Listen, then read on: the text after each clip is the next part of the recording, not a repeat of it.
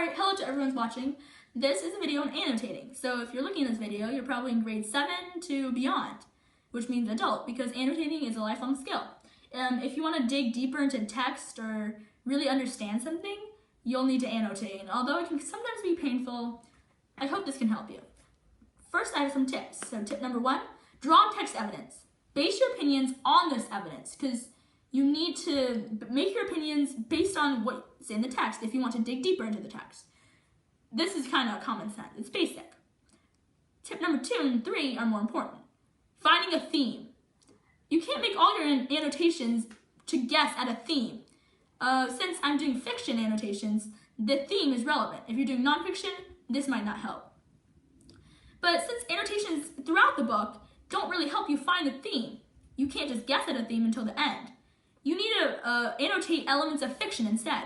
It's the author's way of conveying the theme, like foreshadowing author's purpose, the point of view, the plot diagram, the characterization, the symbols. All of this comes to the theme at the end, so you need to annotate these to find the theme. Number 3, look for clues. Descriptions that really deep and strike you are good. Anything that's different, that really, like something that's repeated, an idea or a word, something that's significant to the character, it's important to them, like a person or an item, and powerful words that represent bigger ideas in our world and in the book. These are all clues that the author is hinting at to make you better understand what they are trying to say. All right, that was a very brief overview of annotating tips. I hope they help you. But to really get you to understand, I'm going to get an example. I'm going to annotate a short section of The Giver by Lewis Lowry. Many of you have probably already read it because middle school, usually, teachers and schools like to annotate it. It's a classic. I'm going to begin when Jonas meets the giver for the very first time.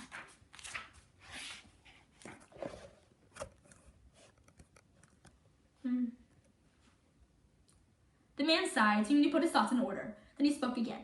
Simply stated, he said, although it's not really simple at all, my job is to transmit to you all the memories I have within me. Memories of the past. Sir, Jonas said tentatively, I'd be very interested to hear the story of your life and to listen to your memories. I apologize for interrupting, he added quickly. The man waved his hand impatiently. No apologies in the room. We haven't time. Okay, well that strikes me as weird, because this is an opinion.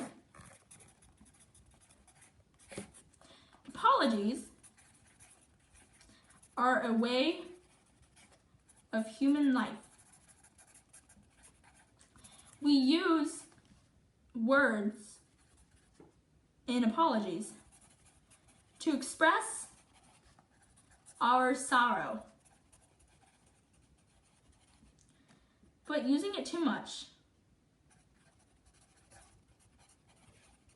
can make words meaningless. By that I mean, apologies are so used to in our life even, it's kind of almost fake. Even in our world it's fake, so in their world it's 10 times bigger. They use apologies for everything. And the man is just waving it away, thinking it's not necessary really to apologize if you don't mean it. That's important because for tip number 2, it's almost foreshadowing. Jonas might someday feel the same way, and this world is not perfect. That's what it's foreshadowing. It could very easily collapse. All right, more skipping because I'm gonna need to annotate what's important, I feel, and some of the stuff you can't really annotate that well. So, chapter 11, when Jonas feels his first memory, right in the middle of it. And he could see, though his eyes were closed, he could see a bright whirling torrent of crystals in the air around him. He could see them gather on the backs of his hands like cold fur. His breath was visible. So snow. He's talking about snow, and snow is a symbol.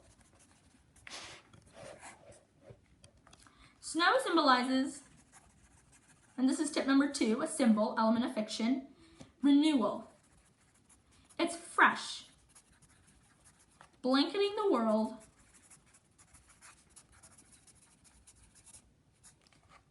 and the old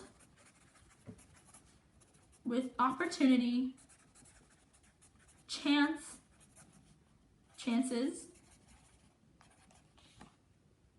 peace. It is energy. Snow is just, it represents everything new, everything fresh. It makes everything better almost in the light, new light.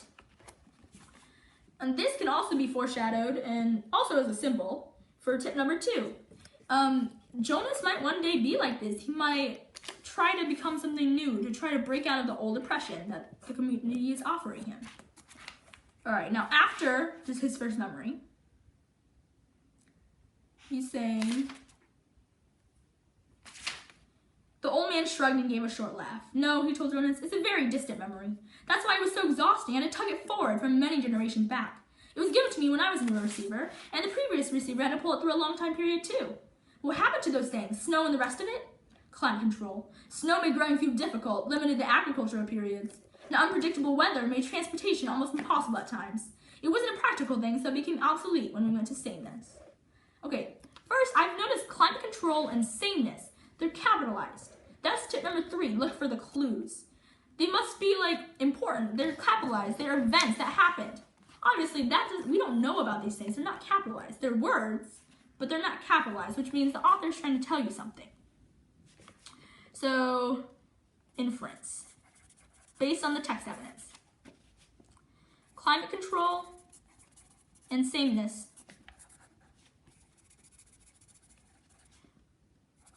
are the foundation of this community.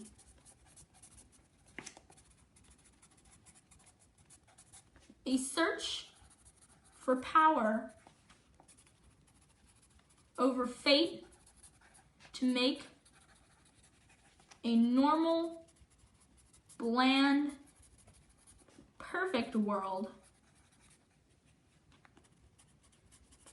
created this community, place.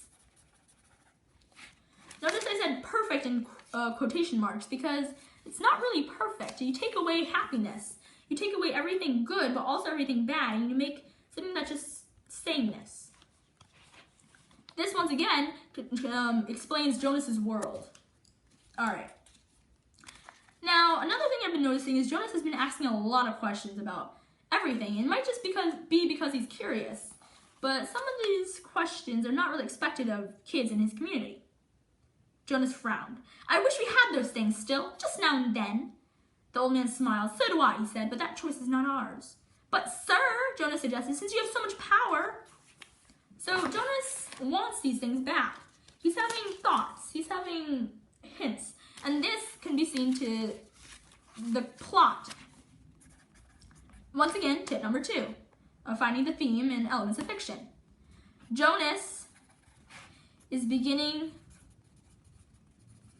to feel unrest. Conflict is coming. Something is wrong.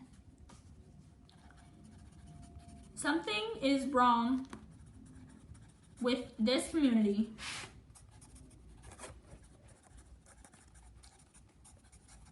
and he's beginning to feel it. This would be rising action. We've just gotten out of the exposition of his world, and we're beginning to see his conflict. All right, this is like right on top of each other, so one last thing. The man corrected him. Honor, he said firmly. I have great honor, so will you, but you will find that that is not the same as power. All right, so I've seen honor and power. These are really powerful words, which is tip number 3. Look for clues. So I'm going to say opinion. Opinion. Honor is a status, right? It is given to you based on respect. But that does not mean